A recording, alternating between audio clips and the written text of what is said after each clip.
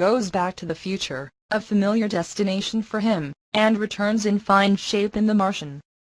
Although technically science fiction by virtue of its being largely set on a neighboring planet, this smartly made adaptation of Andy Weir's best-selling novel is more realistic in its attention to detail than many films set in the present, giving the story the feel of an adventure that could happen the day after tomorrow. Constantly absorbing rather than outright exciting, this major autumn Fox release should generate muscular business worldwide.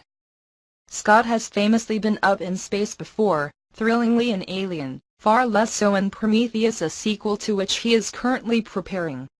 This time, he's telling a survival story, pure and simple, of an American astronaut, thought to be dead, who's left behind on Mars when an enormous storm compels his 5 fellow crew members to hastily cut short their extraplanetary visit.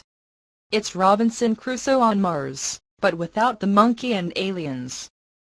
When Mark Watney Matt Damon regains consciousness after having been impaled by an errant antenna and knocked out, he quickly assesses the situation. He's millions of miles from home and, based on the food supply, concludes that he's got a month to live. But he's by nature a can-do, optimistic kind of guy, a botanist by profession possessed of a sardonic, self-deprecating sense of humor, and decides that he has no intention of dying, even though the next Mars mission from home isn't due to arrive for another 4 years.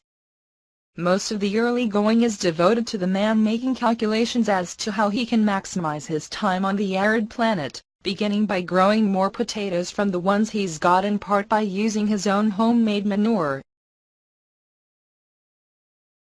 Living in the relatively spacious quarters he and his colleagues set up, Mark cannibalizes everything he can, carefully apportions his rations and settles in for the long term.